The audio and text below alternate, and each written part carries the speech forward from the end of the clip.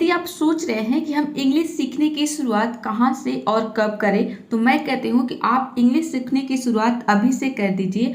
आज मैं आपको बताऊंगी कि आप अभी से अंग्रेजी पढ़ना, लिखना और बोलना सब कुछ कैसे सीखेंगे। वो भी इसी वीडियो में मैं आपको बताऊंगी कि आप किस तरह से स्टोरी के जरिए अंग्रेजी पढ़ना, लिखना और बोलना सब कुछ सीख सकते हैं। साथ ही साथ यदि आपको ग्रामर में भी डिफ़िकल्टी होती है ग्रामर को समझने में, तो सारी चीज़ें मैं आपको बताऊंगी। ग्रामर्स के साथ साथ आपको ये जो वर्ड्स है, जो डेली यूज के वर्ड्स होते हैं, जो बेसिक वर्ड्स होते हैं, जो कि बिगिनर्स के लिए बहुत ही इंपॉर्टेंट है। यदि आप बिगिनर्स है या फिर एडवांस लेवल पे है, तो कई बार ऐसा होता है कि हम एडवांस लेवल पर हमें लगता है कि हमें सारी चीज़ें समझ में आ गई, लेकिन कुछ चीज़ें ऐसी होती है जो कि हमें समय पर वो हमारे दिमाग में नहीं आता है। यानी कि जब हमें बोलने की बारी आती है या फिर कहीं पे भी लिखा रहता है, पढ़ना होता है, तो वो चीज़ें हमारे माइंड में नहीं आती है। तो यदि आप एडवांस लेवल पे है तो आपका जो है रिवीजन हो जाएगा, और बिगिनर्स है तो आपके लिए बहुत ही इम्पोर्टेंट है। ठीक है, तो जब एडवांस लेवल पे है तो आपका रिवीजन हो जाएगा 1 से 2 बार, तो वो चीज़ें आप कभी नहीं भूलेंगे। तो मैं आपको बताने वाली हूँ कि अभी से आप इंग्लिश पढ़ने, लिखने और बोलने की शुरुआत कैसे कर सकते हैं। तो चलिए शुरू करते हैं।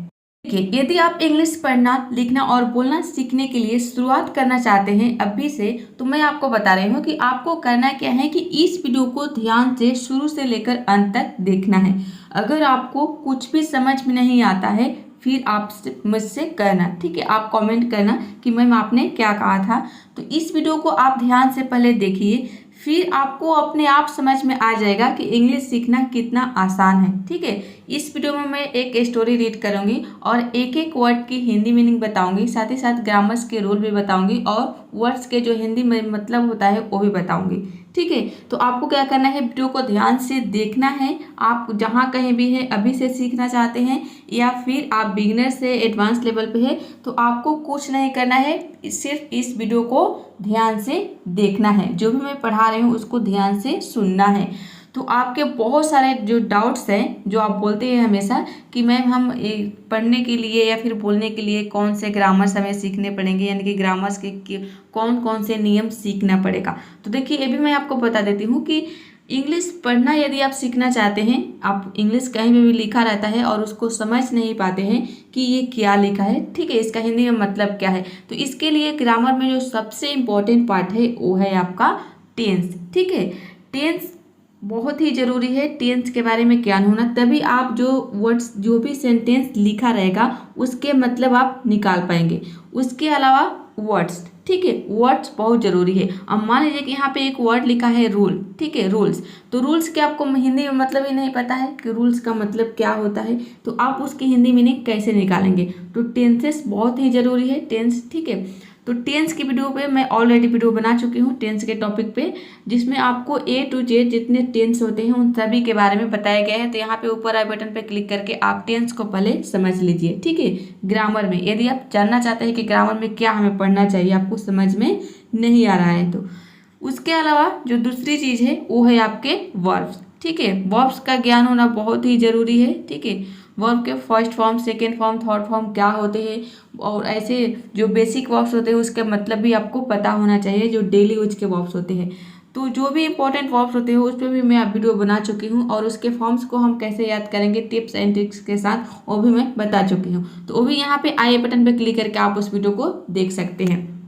ठीक है, तो दो चीज़ें, एक हो गया आपका टेंस और दूसरा हो गया वर्ब्स। ठीक है, तो पहले आप इन दो चीज़ों को देखिए। ठीक है, उसके बाद आपको क्या करना है कि वीडियो को ध्यान से देखना है। इसमें सारी चीज़ें मैं आपको बता रही हूँ। ठीक है, टेंस यानी कि कौन से टेंस है, जब आप टेंस की वीडियो देखेंगे तो जब मैं बताऊँगी तो आपको ज़्यादा समझ में आएगा, जब आपको टेंसेस मतलब पहले से आपको टेंसेस के बारे में ज्ञान रहेगा तो। ठीक है, तो टेंस और वर्ब्स, इस दो वीडियो को आप जरूर देखिए यदि आप कंफ्यूज हैं कि ग्रामर हम कहाँ, यानी कि ग्रामर के कितने रूल्स हमें सीखने पड़ेंगे। बहुत सारे स्टूडेंट कमेंट करते हैं कि ग्रामर्स के हमें कौन कौन से रूल्स सीखने पड़ेंगे अंग्रेजी पढ़ना सीखने के लिए।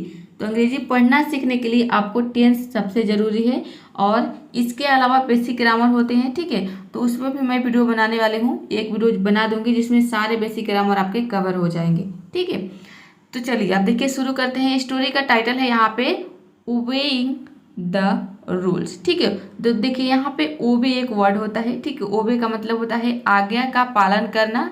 ठीक है, या फिर नियम का पालन करना। तो देखिए यहाँ पे है ओबे का आईएनजी फॉर्म। ठीक है, इसमें आईएनजी लग गया है, तो ओबे का आईएनजी फॉर्म। देखिए अब यहाँ पे आईएनजी फॉर्म भी जरूरी है, तो मैंने एक वीडियो आपको जाना है इसके लिए चैनल के प्लेलिस्ट में। ठीक है, मैं चाहता हूँ कि आप सीख जाए। ठीक है, आपको 1 रुपया भी खर्च नहीं करना पड़े और आप इंग्लिश सीख जाए। इस चैनल पे भी आपको कहीं पे भी जाने की ज़रूरत ना पड़े। तो आपको इसके लिए देखना है स्पेलिंग मिस्टेक के रूल्स। ठीक है, स्पेलिंग मिस्टेक के रूल्स पे मैं ऑलरेडी वीडियो बना चुकी हूँ। इसके लिए आपको जाना है चैनल के प्लेलिस्ट में, और वहाँ पे देखेंगे कि स्पेलिंग मिस्टेक के रूल्स इस तरह से लिखा रहेगा। ठीक है, जब आप उस पर क्लिक करेंगे तो आपको सारे वीडियोज मिल जाएगा, और उसमें मैंने बताया है कि यहाँ पे आईएनजी फॉर्म कैसे लगता है। ठीक है, आईएनजी फॉर्म के सारे रूल्स मिल जाएगा कि हमें कहाँ पे कौन से वर्ब में आईएनजी फॉर्म लगाना है। कुछ इसमें चेंजिंग भी होता है, ऐसा नहीं है कि सभी में आईएनजी जोड़ देना है। ठीक है, चेंजिंग भी होता है, तो सारी चीज़ें मैं बता चुकी हूँ। तो देखिए यहाँ पे है ओबेइंग। ठीक है, ओबेइंग, तो ये ओबे का आईएनजी फॉर्म है ओबेइंग द रूल्स। रूल्स का मतलब होता है, रूल मतलब होता है नियम। ठीक है, तो इसमें एस लगा है यानी कि नियमों हो जाएगा, यानी एक से ज़्यादा नियम की बात हो रही है। ठीक है, तो ये हो जाएगा नियमों। तो देखिए हो गया नियमों का पालन करना। ये हो गया आपका स्टोरी का टाइटल। चलिए अब स्टोरी देखते हैं। देखिए सबसे पहले हम स्टोरी को रीड करेंगे। ठीक है, और वीडियो के लास्ट में मैं आपको बताऊंगी कि ये स्टोरी कहाँ पे मिलेगा। ये आपके मोबाइल में ही है, और ये बिल्कुल फ्री में मैं आपको बताऊंगी कि जिस बुक से मैं पढ़ाती हूँ वो बुक आप कहाँ पे मिलेगा। आप अपने मोबाइल में रख सकते हैं, और बिल्कुल फ्री है, 1 रुपया भी आपका खर्च नहीं होने वाला है। तो सब कुछ फ्री में आप सीख रहे हैं, तो इसके लिए तो आप एक लाइक कर सकते हैं। तो अभी तक आपने वीडियो को लाइक नहीं किया है तो लाइक कर दीजिए, क्योंकि लाइक करने में आपका 1 रुपया भी खर्च नहीं होने वाला है। तो चलिए जल्दी से लाइक कर दीजिए। तो देखिए सबसे पहले हम स्टोरी को रीड करेंगे। इससे क्या होगा कि हमारी रीडिंग हैबिट बढ़ेगी। ठीक है, जो रीडिंग करने की स्पीड है वो हमारी अच्छी खासी होनी चाहिए, तो इससे हमारी रीडिंग की हैबिट बढ़ेगी। इसलिए मैंने यहाँ पे केवल इंग्लिश में पहले लिखा है। पहले इंग्लिश को रीड करेंगे, फिर इसकी हिंदी मीनिंग के साथ समझेंगे। तो देखिए on the front gate of a temple there was a sign which read, "Remove your footwear before entering the temple." A guard had also been appointed there. One day, the guard saw a man entering the temple and asked him, "Where are your shoes?" चलिए अब इसकी Hindi meaning को समझते हैं। एक चीज़ मैं आपको बताती हूँ जो कि बहुत ही इम्पोर्टेंट है, ये आपको ध्यान रखनी है कि किसी भी सेंटेंस, किसी भी इंग्लिश के सेंटेंस की यदि आप मतलब जानना चाहते हैं कि उसका हिंदी में मतलब क्या होगा, तो आपको घबराना नहीं है। सबसे पहले आपको स्टार्टिंग वाले वर्ड पे ध्यान देना है। उसके बाद जब आपका पहला वाला वर्ड क्लियर हो जाता है तब आपको नेक्स्ट वाले वर्ड पे ध्यान देना है। अच्छा, ये हो गया आपका पहला पॉइंट। और दूसरा पॉइंट क्या है कि आपको ये देखना है कि स्टार्टिंग में जो वर्ड है वह क्या है, जैसे कि वह प्रीपोजिशन है या फिर कोई वर्ड है। ठीक है, या तो प्रीपोजिशन हो सकता है या फिर वर्ड हो सकता है। जैसे कि देखिए जिसका यहाँ पर वो ऑन है, प्रीपोजिशन एक वर्ड है। ठीक है, प्रीपोजिशन है ये, तो इसका मतलब होता है पर। ठीक है, ऑन मतलब पर। और दूसरा वर्ड क्या है, द फ्रंट मतलब कि मुख्य, और गेट का मतलब होता है द्वार। तो इसका मतलब हो गया ऑन द फ्रंट गेट, यानी कि मुख्य द्वार पर। ठीक है, तो इतना आपका जब क्लियर हो जाता है फिर आपको नेक्स्ट स्टेप पे जाना है। दूसरा क्या है, ऑफ और टेम्पल। ठीक है, ऑफ का मतलब होता है कि, यहाँ पे के होगा, और टेम्पल यानी कि एक मंदिर, तो हो जाएगा एक मंदिर के। ठीक है, एक मंदिर के मुख्य द्वार पर। इतना हो गया। There was a sign. There, यहाँ पे देखिए देयर का यूज हम तब करते हैं जब सेंटेंस में कोई सब्जेक्ट नहीं रहता है। ठीक है, तो देयर का मतलब एक वहाँ भी होता है। ठीक है, वहाँ, तो उस देयर का मतलब हम सेंटेंस के अंत में या फिर बीच में करते हैं। लेकिन जब शुरू में आपको देयर का अगर यूज कहीं पे दिख जाता है सेंटेंस के शुरू में, तो वहाँ पे आपको समझना है कि देयर का मतलब कुछ भी नहीं है। ठीक है, तो यहाँ पे कुछ भी नहीं है। वॉज मतलब कि था, और साइन यानी कि एक संकेत। ठीक है, एक संकेत था। विच रीड, जिस पर लिखा था। देखिए रीड का मतलब तो वैसे तो पढ़ना होता है, लेकिन यहाँ पे विच रीड इसका मतलब है कि जिस पर लिखा था। ठीक है, विच यानी कि जिस पर, रीड मतलब कि लिखा था। क्या लिखा था? Remove your footwear. रिमूव मतलब है उतारो। ठीक है, रिमूव यानी कि कोई भी चीज़ जब हम रिमूव करते हैं, हटाते हैं, तो उसको हम यहाँ पे देखिए उतारना है। ठीक है, रिमूव योर फुटवेयर का मतलब है कि अपने जूते। ठीक है, अपने जूते या फिर चप्पल जो भी हो सकता है। तो रिमूव योर फुटवेयर यानी कि अपने जूते उतारे। ठीक है, उस पर लिखा था, जिस पर लिखा था कि अपने जूते उतारे। बिफोर एंट्रिंग यानी कि enter, before entering the temple. Before का मतलब है से पहले, एंट्रिंग मतलब होता है, एंटर मतलब होता है प्रवेश करना, तो उसी का यहाँ पे आईएनजी फॉर्म दिया है एंट्रिंग यानी कि प्रवेश करने।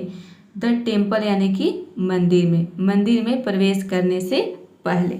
तो देखिए समझ लेते हैं एक बार और, शायद आपको समझ में नहीं आया होगा कि स्टोरी में क्या है कि ऑन द फ्रंट गेट यानी कि मुख्य द्वार पर, ऑफ अ टेम्पल मंदिर के, ठीक है, मंदिर के मुख्य द्वार पर एक साइन था। ठीक है, एक संकेत था। क्या संकेत था? विच रीड, जिस पर लिखा था। ठीक है, एक साइन था जिस पर लिखा था। क्या लिखा था? कि रिमूव योर फुटवेयर यानी कि अपने जूते उतारे। आई होप आप समझ रहे होंगे कि एक मंदिर के मुख्य द्वार पर एक संकेत लिखा था। क्या लिखा था? वो संकेत क्या था कि अपने जूते उतारे। ठीक है, कब उतारे? मंदिर में प्रवेश करने से पहले। ठीक है, उस संकेत, वहाँ पे एक साइन था, उस पे लिखा था कि मंदिर में प्रवेश करने से पहले अपने जूते उतारे। ठीक है, चलिए अब आगे देखते हैं। अब देखिए यहाँ पे इसमें इंपॉर्टेंट वर्ड्स देख लेते हैं, जिससे कि आपकी वर्ड्स का पावर भी बढ़ेगा। ठीक है, तो देखिए यहाँ पे ऑन द फ्रंट, इसका मतलब हो गया कि ऑन द फ्रंट गेट का मतलब हो गया मुख्य द्वार पर, ऑन मतलब हो गया पर। ठीक है, और फ्रंट यानी कि मुख्य, गेट मतलब होता है द्वार। ठीक है, तो ऑन द फ्रंट इसका हो गया मुख्य पद। ये पूरा एक ही बार में आप समझे। ठीक है, कि मुख्य द्वार पर। अब देखिए अलग अलग जब आप इसको करेंगे तो आप कंफ्यूज हो जाएंगे। ठीक है, ऑफ अ टेम्पल यानी कि एक मंदिर की। ठीक है, देखिए इंग्लिश में होता क्या है कि उल्टा जाता है इसमें। जैसे कि अब देखिए, अब उल्टा कैसे करना है आपको, ये नहीं है कि सारे सेंटेंस को उल्टे पढ़ेंगे, ऐसा नहीं है। आपको पढ़ते पढ़ते जाना है। देखिए यहाँ पे ऑन द फ्रंट गेट, यहाँ तक आ गए, इसके बाद प्रीपोजिशन आ गया तो रुक जाना है। ठीक है, अगर तो यहाँ पे देखिए ऑन द फ्रंट गेट, इतना का मतलब आपको एक बार में निकालना है कि मुख्य द्वार पर। ठीक है, अब इसके बाद फिर प्रीपोजिशन आ गया, तो यहाँ पे अब इतना का मतलब निकालेंगे ऑफ अ टेम्पल यानी कि अब ये फिर उल्टा यहाँ से ले जाएंगे। एक मंदिर हो गया और के हो गया। ठीक है, एक मंदिर के। ठीक है, जैसे कि यहाँ पे देखिए मुख्य द्वार पर, इस तरह से यहाँ पे देखिए मुख्य हो गया, द्वार हो गया, पर हो गया। ठीक है, तो इतने में ही आपको बैठाना है कि किस तरह से यहाँ पे सेंस बैठ रहा है। अब देखिए यहाँ पे टेम्पल के बाद यहाँ पे क्या आ गया? डियर आ गया, तो डियर यहाँ पे अब सब्जेक्ट हो गया। ठीक है, तो अब इसके आगे इतना को आपको समझना है कि इतना का मतलब निकालना है। ठीक है, इसके बाद आप देखिए विच आ गया, तो विच रीड इतना का मतलब निकालेंगे। फिर रिमूव योर, जब ये पढ़ेंगे ना तो आपको शुरू में समझ में नहीं आएगा, लेकिन जैसे जैसे आप वीडियो देखेंगे तो आपके माइंड में अपने आप सेट होता जाएगा कि हम मतलब कैसे हम निकाल रहे हैं। ठीक है, तो जब हम मतलब निकाल रहे हैं तो धीरे धीरे आपको भी समझ में आ जाएगा, जब आप वीडियो देखते रहेंगे कि मैम किस तरह से इसकी हिंदी मीनिंग, इसका मतलब निकाल रही है, तो अपने आप आपको समझ में आ जाएगा। ठीक है, जब मैं भी सीख रही थी तो मुझे भी बहुत डिफिकल्ट लग रहा था कि इंग्लिश के जो मतलब होते हैं कैसे निकालें। जैसे कि मेरे को क्या होता था कि अब यहाँ पे देखिए ऑन द फ्रंट गेट जैसे कि लिखा है, तो मुझे ये समझ में नहीं आता कि ये जो ऑन है, तो ऑन का मतलब पर होता है, तो ये जो पर है ये किस में जुड़ेगा? ठीक है, पर मतलब कि पर, क्या पर? ठीक है, इस तरह से कुछ भी समझ में नहीं आ रहा था। धीरे धीरे मैं भी सीख गई, तो आप भी सीख जाओगे। ठीक है, आप भी इंसान हो, आपके भी दो आंखें हैं, आपके पास भी दिमाग है, आपके भी एक मुंह है, जिस तरह से मेरे है, दो हाथ है, दो पैर है, सारी चीज़ें एक ही हैं। ठीक है, बस आपके ऊपर डिपेंड करता है कि आप अपने माइंड को कैसे इस्तेमाल करते हैं। ठीक है, आप अपने माइंड को मूवी देखने में इस्तेमाल कर रहे हैं खुद को, यानी कि आप अपने मोबाइल को कैसे यूज कर रहे हैं या फिर खुद को कैसे आप अपने आप पर कितना समय दे रहे हैं, ठीक है, वो आपके ऊपर डिपेंड करता है। तो देखिए आपके लिए तो इतनी सारी चीज़ें ईजी हो गई, मेरे टाइम पे कोई बताने वाला भी नहीं था हमारे घर में कि ये जो इंग्लिश के वर्ड्स लिखा है इसका मतलब क्या होगा, ठीक है। उस टाइम पे मोबाइल भी नहीं था और डिक्शनरी भी नहीं था हमारे पास, ठीक है, जिसमें मैं मतलब ढूंढ सकूँ, और डिक्शनरी में परफेक्ट मतलब समझ में नहीं आता है जो बिगनर्स होते हैं, ठीक है। तो सारी चीज़ें मैं आपको एक एक करके बता रही हूँ, आपके लिए तो बहुत इजी है, बस आपको ध्यान से देखना है, आपको कंफ्यूज नहीं होना है। अब आप सोचेंगे कि एक दो वीडियो को देख ले फिर हमें समझ में आने लगेगा, तो ऐसा नहीं है। मैं वीडियो बना रही हूँ, आप देखते रहिए, बस आपको आधा घंटा का तो समय देना है, 20 मिनट 25 मिनट का वीडियो होता है, तो डेली आप वीडियो को देखिए, तब आप देखिएगा कि आप में कितने सारे इम्प्रूवमेंट हो रहे हैं और कितनी ही आसान तरीके से आप सीख रहे हैं। चलिए आगे देखते हैं। तो यहाँ तक आप समझ रहे हैं कि एक मंदिर था और मुख्य द्वार पर लिखा था कि कोई भी पर्सन बिना अपना चप्पल जूता उतारे अंदर नहीं जा सकता है, ठीक है। अंदर जाने से पहले अपने चप्पल जूते क्या है उतारें, इस तरह से लिखा था, आप ये सिंपल में समझे।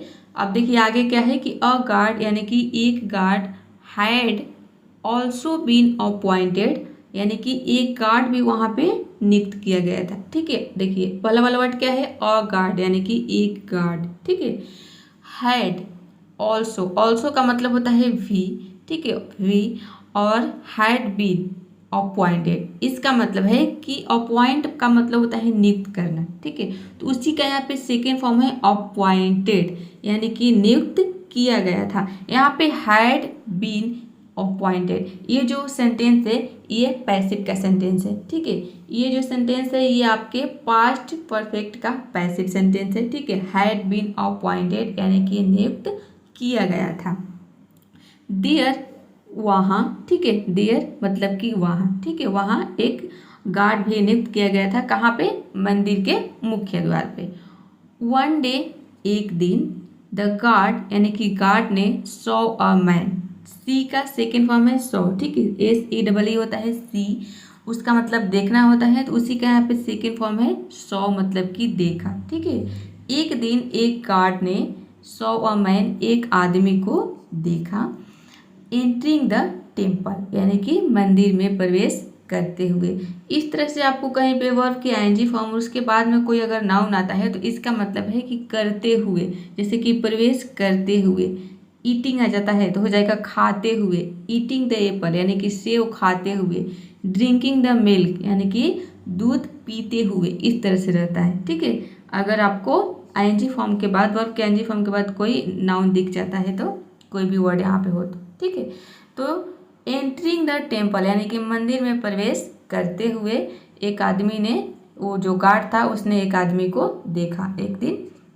आगे क्या है, एंड आस्क्ड हिम, और उससे पूछा। हिम किसके लिए आया है, आदमी के लिए आया है। गार्ड ने उस आदमी से पूछा और उससे पूछा, क्या पूछा, वेयर आर योर शूज, इसका मतलब है कि आपके जूते कहाँ हैं, ठीक है। वेयर मतलब कहाँ, आर मतलब कि हैं, योर शूज यानी कि आपके जूते। चलिए आगे देखते हैं। आगे है, इतना ही स्टोरी है, शॉर्ट स्टोरी है, ठीक है। मैं शॉर्ट स्टोरी ही पढ़ा रही हूँ ताकि आप बिगनर्स हैं तो ज़्यादा चीज़ें आप एक ही बार में, एक दिन में ज़्यादा चीज़ें सीख जाएंगे तो आप कंफ्यूज हो जाएंगे, तो आपको थोड़ी थोड़ी चीज़ें ही सीखनी है शुरुआत में। चलिए अब देखिए, पहले रीड करेंगे। The man replied, I don't wear shoes. Then you can't go inside, said the guard. Why, asked the man, didn't you read the sign? It says that you can't enter the temple without removing your shoes or slippers. चलिए अब इसकी Hindi meaning समझते हैं। देखिए अभी तक हम story में कहाँ थे, तो गार्ड ने आदमी से क्या पूछा कि वेयर इज योर शूज, यानी कि वेयर आर, ठीक है, आर। यहाँ पे देखिए एक चीज़ यहाँ पे देख सकते हैं, 1 सेकेंड, यहाँ पे आर लगा है, ठीक है। ईच क्यों नहीं लगा है, क्योंकि देखिए जो हमारे शूज होते हैं या फिर जो स्लीपर होते हैं वो जोड़ी में होते हैं, यानी कि एक जोड़ी, ठीक है, दोनों पैर को मिलाकर जोड़ी में होते हैं। इसलिए जब भी हम शूज या फिर स्लीपर्स लिखते हैं तो इसमें हम जो प्लूरल वर्ब होता है, प्लूरल हेल्पिंग वर्ब का प्रयोग करते हैं, ठीक है, आर का प्रयोग करेंगे, ठीक है। यहाँ पे ईच नहीं होगा, क्यों, क्योंकि शूज जोड़ी में होते हैं, इसलिए इस तरह से आपको याद रखना है, ठीक है। इसलिए यहाँ पे आर लगा है। आप देखिए यहाँ पे, तो उसने आदमी ने क्या पूछा कि वो जो गार्ड था वो आदमी से क्या पूछा कि वेयर आर योर शूज, यानी कि आपके जूते कहाँ हैं। तो देखिए द मैन यानी कि आदमी ने। अब यहाँ पे आप सोच रहे होंगे कि यहाँ पे मैंने द मैन को आदमी ने क्यों लिखा है। अब यहाँ पे ने की मीनिंग क्या है, ठीक है। तो देखिए अगर मान लीजिए, ये आपको खुद से दिमाग लगाना है। मान लीजिए कि मैंने यहाँ पे केवल आदमी लिखा, ठीक है, मैंने इसका मतलब केवल आदमी यहाँ पे लिख दिया, ठीक है, केवल आदमी। अब देखिए आगे क्या होता है, रिप्लाइड यानी कि जवाब दिया। अब ये क्या हो गया, आदमी जवाब दिया, इस तरह से। तो सुनने में अच्छा नहीं लग रहा है, ठीक है, तो इसलिए यहाँ पे मैंने क्या लगा दिया, आदमी ने जवाब दिया, ठीक है, आदमी ने जवाब दिया। तो आपको खुद से भी दिमाग लगाना है, ठीक है। आदमी ने जवाब दिया, क्या जवाब दिया, आई डोंट वियर शूज, यानी कि मैं जूते नहीं पहनता हूँ। ये जो है आपका प्रेजेंट का निगेटिव सेंटेंस है, प्रेजेंट इंडेफिनिट टेंस का निगेटिव सेंटेंस है। इसमें डोंट और डजंट का प्रयोग होता है, ठीक है। तो यहाँ पे सब्जेक्ट आई है इसलिए डोंट का प्रयोग हुआ है। अगर सब्जेक्ट यहाँ पे मान लीजिए ही शी इट नेम रहता तो यहाँ पे डजंट का प्रयोग होता। लेकिन तो देखिए जब सब्जेक्ट हमारा ही शी इट नेम में से कोई भी सब्जेक्ट नहीं रहता है तो हम डोंट का प्रयोग करते हैं। और यहाँ पे देखिए आई है इसलिए यहाँ पे हाँ, तो देखिए आपका सब्जेक्ट यदि ही शी इट नेम हो तब जाके हम डजंट का यूज करते हैं, और ही शी नेम इट के अलावा कोई और, ठीक है, ही शी इट नेम के अलावा, ठीक है, अगर और कोई सब्जेक्ट हो तो हम डोंट का प्रयोग करते हैं, ठीक है। सब्जेक्ट यहाँ पे आई है इसलिए यहाँ पे डोंट का यूज हुआ है। तो आई डोंट वियर, वियर मतलब होता है पहनना, शूज। तो उस आदमी ने क्या जवाब दिया कि मैं जूते नहीं पहनता हूँ। देन मतलब होता है फिर, यू यानी कि आप, कांट गो नहीं जा सकते, ठीक है। अब देखिए यहाँ पे जो मॉडल वर्ब्स होते हैं जैसे कि कैन हो गया, मे हो गया, माइट हो गया, कुड हो गया, तो ये सभी के सभी क्या है, मॉडल वर्ब्स है। तो ग्रामर में मॉडल वर्ब्स भी जरूरी है। इस पे मैं एक वीडियो बनाऊंगी, ठीक है, क्योंकि स्टोरी में सारी चीज़ें बताना पॉसिबल नहीं है। तो आपको एक सेपरेट वीडियो मिलेगा जिसमें मैं आपको बताऊंगी कि इंग्लिश सीखने के लिए आपको ग्रामर्स के कौन कौन से टॉपिक पढ़ना आवश्यक है, ठीक है, मतलब इम्पोर्टेंट है, बहुत ही ज़रूरी है, वही चीज़ें बताऊंगी। और जो चीज़ें ज़रूरी नहीं है वो नहीं बताऊंगी, ठीक है। इस पर मैं वीडियो बनाऊंगी और सारे टॉपिक पर भी वीडियो बनाऊंगी जिस टॉपिक की आपकी जो सबसे ज़्यादा ज़रूरत है।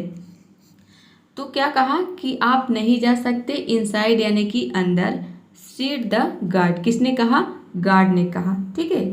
तो गार्ड ने, आदमी ने रिप्लाई दिया कि मैं जूते नहीं पहनता हूँ। तो गार्ड ने क्या कहा कि तब आप अंदर नहीं जा सकते। देखिए वो क्या है, कैसा गार्ड है, वो जो लिखा है उस नियम का पालन कर रहा है। उस पर क्या लिखा था, जो बाहर संकेत था, जो उस पर लिखा था, क्या लिखा था कि बिना जूता चप्पल उतारे कोई मंदिर के अंदर नहीं जा सकता। तो जो गार्ड था तो वो तो चप्पल पहना ही नहीं था, जो आदमी था, क्योंकि वो बोल रहा है कि मैं जूते नहीं पहनता हूँ, फिर भी वो गार्ड बोल रहा है कि आप अंदर नहीं जा सकते। वो कितना अच्छा सा रूल फॉलो कर रहा है देख सकते हैं। वाई यानी कि क्यों, आदमी ने कहा कि क्यों मैं अंदर नहीं जा सकता। आस्क द मैन यानी कि आदमी ने पूछा, ठीक है, आदमी ने पूछा कि मैं अंदर क्यों नहीं जा सकता, ठीक है। चलिए आगे देखते हैं। तो देखिए आगे क्या है कि डिडंट यू रीड, यानी कि क्या तुमने नहीं पढ़ा, या फिर क्या आपने नहीं पढ़ा। द साइन यानी कि संकेत, ठीक है, डिडंट यानी कि क्या हो गया, ठीक है, यू मतलब कि आपने, संकेत यानी रीड मतलब पढ़ा, और साइन मतलब संकेत, ठीक है। तो आदमी बोला है कि क्या आपने नहीं पढ़ा था, या फिर क्या आपने नहीं पढ़ा। ये हो गया आपका पास्ट इंडेफिनिट का निगेटिव सेंटेंस, ठीक है, इंट्रोगेटिव सेंटेंस हो गया, ठीक है, क्या से स्टार्ट हो रहा है, इंट्रोगेटिव निगेटिव दोनों हो गया इसमें, ठीक है। इंट्रोगेटिव निगेटिव सेंटेंस इस तरह से होता है जिसमें क्या भी रहेगा और नहीं का भी सेंस रहेगा, तो दोनों है, देख सकते हैं। शुरू में आया है तो क्या से स्टार्ट हो रहा है, तो ये हो गया आपका इंट्रोगेटिव निगेटिव सेंटेंस। तो क्या आपने नहीं पढ़ा, उसने कहा, गार्ड ने, कि क्या आपने नहीं पढ़ा। संकेत, इट सेज यह कहता है, दैट कि यू कांट एंटर यानी कि आप प्रवेश नहीं कर सकते, द टेम्पल यानी कि मंदिर में, ठीक है, विदाउट रिमूविंग यानी कि बिना उतारे, योर शूज और स्लीपर्स अपने जूते और चप्पलें। शूज मतलब हो गया जूते और स्लीपर्स मतलब हो गया चप्पल। ठीक है, तो गार्ड ने क्या कहा कि क्या आपने साइन यानी कि संकेत नहीं पढ़ा जिसमें लिखा था यह, जो कि यह कहता है, ठीक है, इट सेज, यानी कि वो संकेत कहता है, क्या कहता है कि you can't enter in the temple. ठीक है, you can't enter in the temple यानी कि आप मंदिर में प्रवेश नहीं कर सकते विदाउट रिमूविंग यानी कि बिना उतारे अपने जूते और चप्पलें।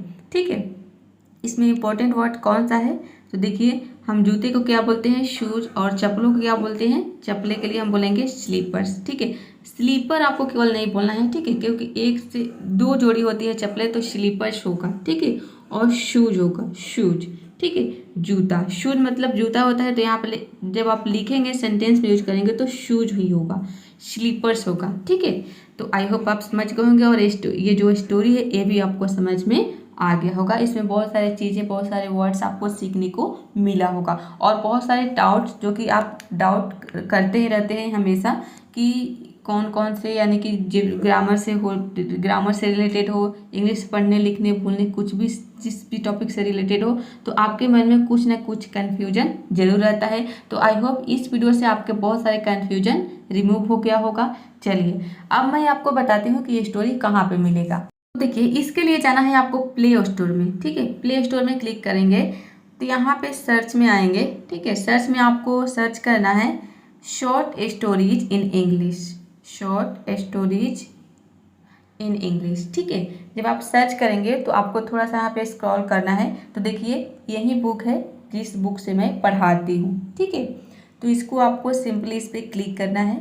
क्लिक करेंगे तो देखिए यहाँ पे मैं इस बुक को ऑलरेडी इंस्टॉल कर चुकी हूँ, इसलिए यहाँ पे ओपन का ऑप्शन आ रहा है, देख सकते हैं। और आपने इंस्टॉल नहीं किया है तो यहाँ पे इंस्टॉल का ऑप्शन आएगा। ठीक है, तो सिंपली आपको इंस्टॉल कर लेना है। इंस्टॉल करने के बाद इस बुक को आपको ओपन करना है। आप में भी ओपन का ऑप्शन आ जाएगा जब इस बुक को इंस्टॉल कर लेंगे। जब इंस्टॉल कर लेंगे तो आपको देखिए इस तरह से कुछ इंटरफेस आएगा, इस तरह से देख सकते हैं। यहाँ पे लिखा रहेगा शॉर्ट स्टोरीज, और नीचे में सब लिखा रहेगा यहाँ पे comical, courage, diligence, friendship, general, mischief, moral. तो ये सारे स्टोरी अभी मैं यहाँ पढ़ा रही हूँ आपको कॉमिकल से रिलेटेड। ठीक है, कॉमिकल से रिलेटेड स्टोरी अभी पढ़ा रही हूँ। तो देखिए इसमें आपको क्या करना है, कॉमिकल पे क्लिक करना है। क्लिक करेंगे, यहाँ पे जब आप क्लिक करेंगे तो थोड़ा सा ऐड आएगा। ठीक है, 5 सेकेंड के लिए, तो ऐड को स्किप कर देना है। यहाँ पे आपको लेफ्ट साइड में, कोने में लेफ्ट साइड में स्किप का ऑप्शन आ जाएगा, तो स्किप कर देना है यहाँ से। ठीक है, स्किप करने के बाद देखिए सारे स्टोरी आ जाएगा। जिस भी स्टोरी के बारे में मैंने पढ़ा दिया है ये सभी स्टोरी है, जैसे कि देखिए यहाँ पे है an unfair word, Dutch the shock no, England और London, fear of God in the zoo, keeping the doctor away, और आज की जो स्टोरी है जो मैंने पढ़ाया वो है ओबेइंग द रूल्स। ठीक है, सबसे नीचे। तो इसके पहले जो भी स्टोरी मैं पढ़ा चुकी हूँ, तो इसके बारे में यदि आप देखना चाहते हैं सारे वीडियोज, तो इसके लिए आपको जाना है चैनल के प्ले लिस्ट में। अब मैं आपको बता देती हूँ कैसे जाना है। ठीक है, कई सारे स्टूडेंट को समझ में नहीं आता है कि चैनल को हम सर्च कैसे करें। तो देखिए हमारे चैनल का जो नाम है वो है इंग्लिश टुडे 99। ठीक है, तो जब आप सर्च करेंगे इंग्लिश टुडे 99 तो सबसे ऊपर हमारा चैनल का लोगो आ जाएगा। तो इस लोगो पे आपको क्लिक करना है। क्लिक करेंगे तो देखिए यहाँ पे वीडियोज है, यहाँ पे शॉर्ट वीडियोज है। शॉर्ट वीडियो यदि आप नहीं देखते हैं तो ज़रूर देखिएगा। इसमें मैं जो ग्रामर्स होते हैं, बेसिक ग्रामर्स, वो चीज़ें मैं बताती हूँ जिससे कि आपको इंग्लिश बोलने में बहुत हेल्प मिलेगा। स्पोकन इंग्लिश से रिलेटेड मैं इसमें वीडियोज बनाती हूँ। इसके अलावा देखिए यहाँ पे लाइव मिल जाएगा वीडियो, और यहाँ पे आना है आपको प्ले लिस्ट में। प्ले लिस्ट में यहाँ पे आपको दिखेगा सबसे ऊपर में